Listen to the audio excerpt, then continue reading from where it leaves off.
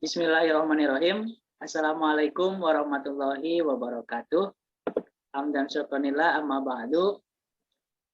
Selamat pagi, siang, sore bagi teman-teman yang menonton video ini. Saya sendiri, Fikri Taufik Firdaus dengan NIM 2010-2020 054 bersama rekan saya Nidaul Jannah dengan NIM 2010-2020 035 akan mempresentasikan materi tentang faktor-faktor yang berpengaruh dalam komunikasi interpersonal. Baik, untuk mengefisienkan waktu, mari kita langsung ke pemateri yang pertama yang akan disampaikan oleh Mbak Nidaul Jannah. Pada Mbak Nidaul Jannah, disilakan.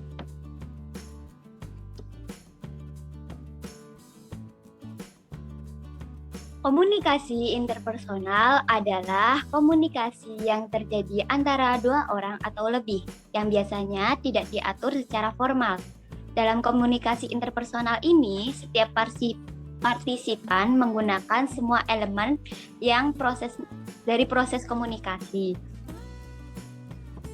Next.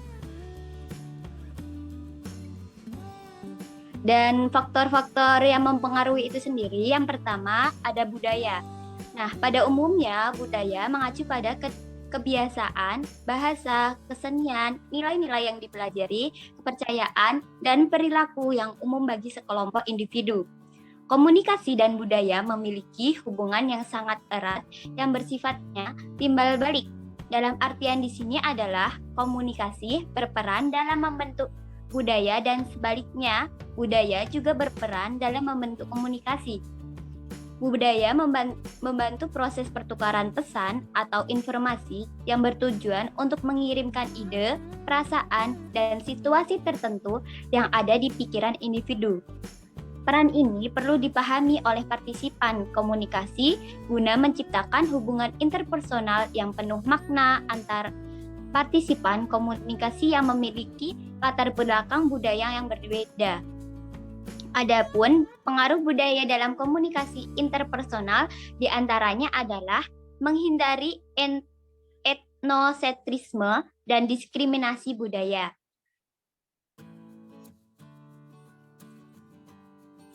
Nah, yang kedua itu faktor yang mempengaruhinya yaitu kekuasaan. Nah, faktor pengaruh komunikasi interpersonal itu adalah kekuasaan. Kekuasaan merupakan salah satu dimensi dari seluruh hubungan interpersonal.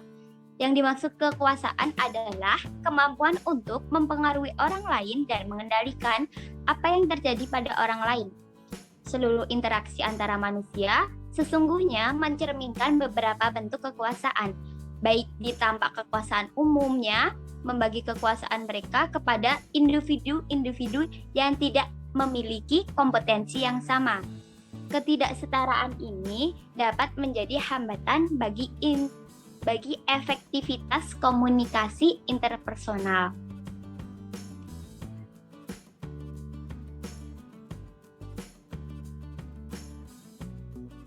Nah, yang ketiga yaitu teknologi. Nah, di sini selain budaya dan kekuasaan, faktor pengaruhnya yang interpersonal yang lain adalah teknologi.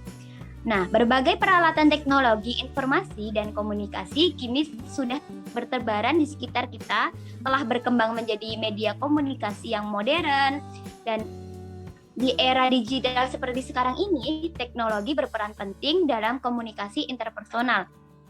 Nah, kehadiran teknologi telah mengubah pola komunikasi interpersonal dan memberikan kemudahan bagi partisipan komunikasi untuk melihat, mendengar, mengenalkan diri, dan berkomunikasi dengan orang lain yang berada di seluruh penjuru bumi, tanpa harus meninggalkan rumahnya.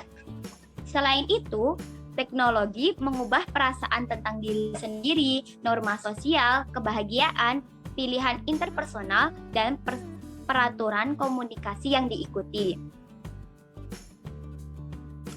Selain tadi ada kekuasaan, media, teknologi.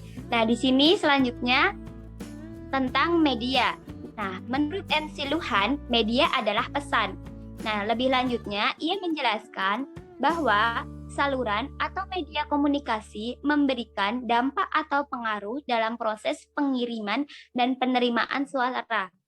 Seringkali kata-kata yang sama akan menyampaikan pesan yang berbeda, tergantung pada media komunikasi yang digunakan.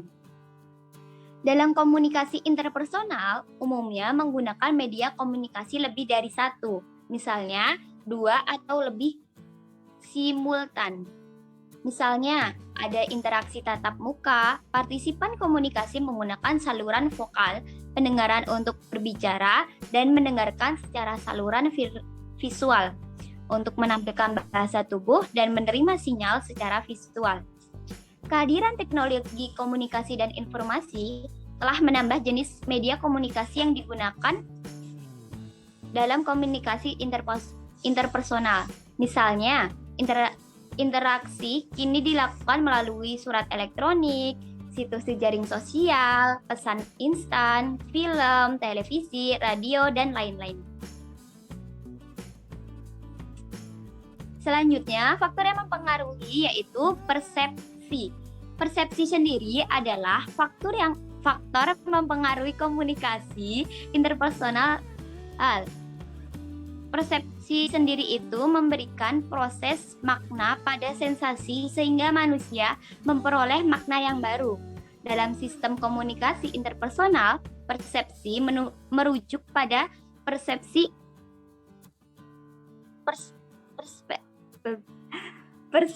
interpersonal. Dengan kata lain, masing-masing partisipan komunikasi akan membentuk sebuah kesan atau persepsi terhadap partisipan lainnya. Kesan atau persepsi ini sangat penting untuk mencapai kesamaan makna. Dalam komunikasi interpersonal, persepsi dibentuk faktor personal atau pengalaman, motivasi, dan kepribadian. Dan faktor situasional atau deskripsi verbal dan petunjuk-petunjuk nonverbal.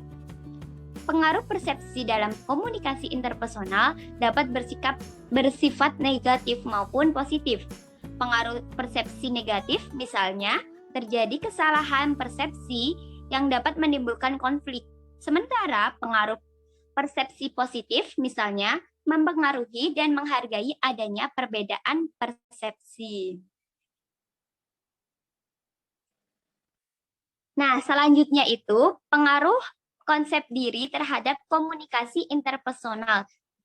Di sini tidak dapat diabaikan dikarenakan saling berkaitan erat dengan pola komunikasi interpersonal itu sendiri. Nah, menurut William D. Brooks, konsep diri adalah perasaan dan pandangan tentang diri sendiri. Konsep diri merupakan semacam pembelaan yang secara konstan digunakan untuk menggambarkan diri sendiri kepada orang lain. Sikap, kepercayaan, dan nilai-nilai yang dipegang oleh partisipan komunikasi akan tampak saat berkomunikasi dan hal-hal tersebut merupakan cerminan diri. Dengan kata lain, orang-orang yang berperilaku sebisa mungkin sesuai dengan konsep diri yang dimiliki. Konsep diri seseorang umumnya dipengaruhi oleh beberapa faktor berdampak pada kemampuan seseorang terkait dengan perbuatan yang dipenuhi diri sendiri, membuka diri, rasa percaya diri, dan selektivitas.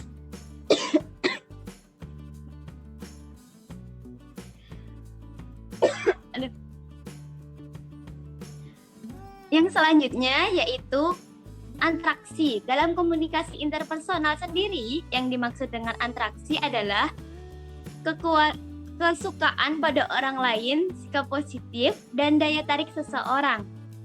Interaksi interpersonal memiliki peran yang sangat penting menurut Baron Lund. Melalui interaksi interpersonal, dapat kemunculan pesan dapat diprediksi siapa yang menjadi penerima pesan dan bagaimana pesan yang akan diterima. Interaksi interpersonal dipengaruhi oleh beberapa faktor, yaitu kesamaan karakteristik, tekanan emosional, harga diri yang rendah, isolasi sosial, daya tarik fisik, ganjaran, familiarity, kedekatan, dan kemampuan.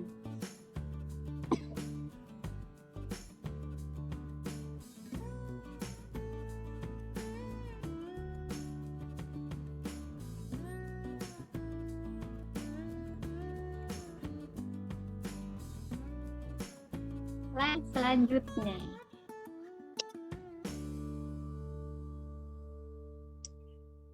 Nah, selanjutnya faktor yang mempengaruhi yaitu emosi. Emosi adalah salah satu faktor personal dan komunikasi interpersonal. Dan secara umum, emosi merupakan reaksi biologis, kognitif, dan efeksi terhadap sebuah peristiwa atau kejadian. Emosi merupakan reaksi terhadap apa yang dialami. Pada umumnya, emosi berasal dari stimuli eksternal atau akibat terjadinya perubahan fisiologi yang mempengaruhi perilaku dan komunikasi seseorang. Emosi berperan dalam membantu manusia mengelola kehidupan sosial yang kompleks, termasuk di dalamnya hubungan interpersonal. Ekspresi emosional pada umumnya dipengaruhi oleh norma-norma sosial budaya dan aturan. Itu tadi beberapa faktor-faktor yang mempengaruhi. Untuk faktor-faktor selanjutnya akan disampaikan oleh Saudara Fikri. Untuk selanjutnya, Saudara Fikri dipersilahkan. Ya, baik. Terima kasih kepada Mbak Daul Jannah yang tadi setelah memaparkan faktor-faktor komunikasi interpersonal. Dan di sini juga saya akan melanjutkan tadi materi yang dijelaskan oleh Mbak Daul Jannah. Untuk faktor yang selanjutnya yaitu ada konteks. Nah, konteks pada umumnya merujuk pada lingkungan tempat terjadinya komunikasi yang mempengaruhi dan membentuk komunikasi. Yang termasuk dalam konteks adalah tempat, waktu, latar belakang partisipan komunikasi, dan saluran sosial lainnya. Dalam komunikasi interpersonal, konteks berperan dalam membentuk dan mengendalikan hubungan baik formal maupun informal. Secara umum, terdapat 4 dimensi konteks, yaitu dimensi fisik, dimensi sosial psikologis, dimensi temporal atau waktu, dan dimensi budaya.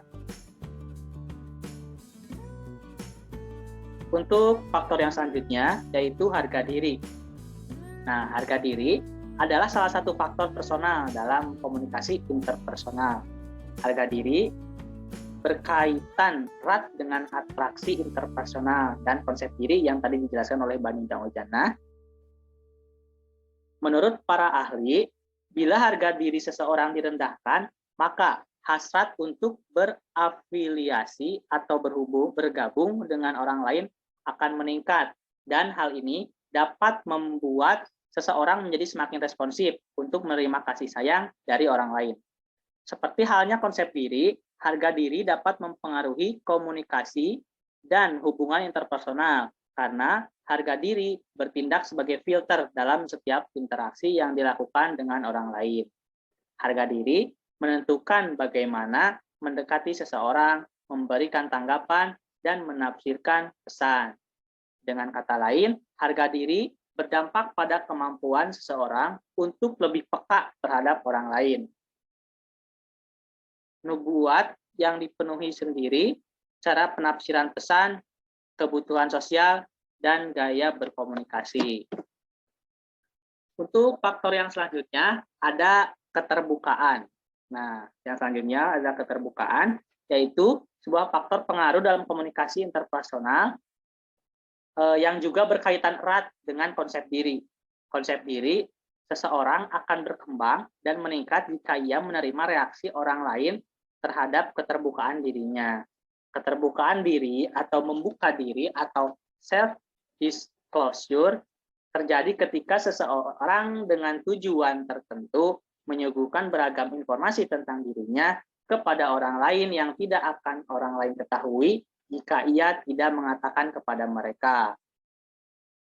Pengaruh self-disclosure dalam komunikasi antar pribadi diantaranya meningkatkan komunikasi dan menciptakan kualitas hubungan interpersonal yang baik. Hubungan interpersonal tidak akan mencapai kedekatan atau keintiman tanpa adanya self-disclosure. Cara seseorang mempelajari dirinya dari sudut pandang orang lain dikaji lebih dalam teori Johari Window dan teori penetrasi sosial. Yang selanjutnya ada kesadaran diri. Kesadaran diri adalah pemahaman terhadap diri. Berdasarkan teori interaksi simbolik, setiap individu memaknai dunia sekitarnya dan konsep dirinya berdasarkan interaksi yang dilakukan dengan orang lain. Inti memahami diri adalah memahami pentingnya orang lain dalam membentuk pemahaman diri. Teori interaksi simbolik merupakan salah satu teori komunikasi yang sangat berpengaruh karena cara seseorang meresap komunikasi dengan orang lain akan mempengaruhi sikap, kepercayaan, nilai-nilai, dan konsep diri yang dimiliki. Yang selanjutnya ada gender. Gender, budaya membentuk gender, dan gender juga berperan dalam membentuk komunikasi. Gender adalah ciptaan sosial yang menerapkan tatanan sosial dengan mencerminkan karakteristik masyarakat yang terkait dengan kategori biologis antara laki-laki dan perempuan. Secara psikologis, laki-laki dan perempuan berbeda dalam berkomunikasi dan cara mempengaruhi orang lain. Perbedaan gaya berkomunikasi berdasarkan gender ini menjadi bidang kajian komunikasi gender dan dijelaskan secara lebih rinci oleh para ahli melalui berbagai teori gender dalam komunikasi. Yang selanjutnya, setelah gender ada kepribadian. Kepribadian adalah faktor pengaruh dalam komunikasi interpersonal yang juga berkaitan erat dengan konsep diri. Nah, kepribadian terdiri dari serangkaian predisposisi internal yang bertahan lama dan karakteristik perilaku yang menggambarkan bagaimana seseorang bereaksi terhadap lingkungan sekitar. Dengan memahami kekuatan yang membentuk kepribadian, maka seseorang dapat meningkatkan kesadaran terkait konsep dirinya dan bagaimana ia berhubungan dengan orang lain. Yang selanjutnya ada bidang pengalaman. Nah, faktor pengaruh komunikasi interpersonal yang selanjutnya adalah bidang pengalaman atau bisa disebut juga field of experience. Menurut perspektif model komunikasi interaksional dan model komunikasi transaksional, setiap partisipan yang terlibat dalam proses komunikasi interpersonal memiliki bidang pengalaman masing-masing. Bidang pengalaman merujuk pada berbagai elemen yang mempengaruhi proses komunikasi serta latar belakang budaya, pengalaman masa lalu, sejarah personal, hereditas, dan lain-lain. Jika bidang pengalaman partisipan komunikasi saling tumpang tindih, maka mereka dapat berkomunikasi secara efektif. Nah, yang selanjutnya ada kedekatan. Kedekatan adalah salah satu faktor situasional dalam komunikasi interpersonal. Nah, dalam komunikasi interpersonal yang dimaksud dengan kedekatan tidak hanya kedekatan secara fisik, namun juga mengacu pada ruang. Dari sisi psikologis, tempat yang netral dapat dimanipulasi guna menciptakan persahabatan dan menimbulkan simpati. Nah, dari yang terakhir ada gangguan. Faktor pengaruh komunikasi interpersonal yang terakhir adalah gangguan. Gangguan adalah faktor eksternal yang dapat bertindak sebagai hambatan komunikasi efektif. Gangguan yang terjadi dalam proses penerimaan pesan dapat menyebabkan divergensi antara partisipan komunikasi. Secara umum, terdapat 4 macam gangguan dalam komunikasi, yaitu gangguan fisik, gangguan fisiologis, gangguan psikologis, dan gangguan semantik. Gangguan dalam komunikasi tidak dapat dihilangkan secara total, namun bukan berarti efek yang ditimbulkannya tidak dapat dikurangi. Efek gangguan dalam komunikasi dapat diatasi diantaranya dengan mempertajam keterampilan dalam mengirim dan menerima pesan-pesan nonverbal, serta memperbaiki keterampilan mendengarkan dan memberikan umpan balik. Mungkin itu yang dapat kami sampaikan, baik dari saya maupun dari Nidaul Jannah. Kurang lebihnya saya memohon maaf. Saya mewakili Daul Jannah, pamit undur diri. Walau muwaffiq ila aqwamit thoriq. Wassalamualaikum warahmatullahi wabarakatuh.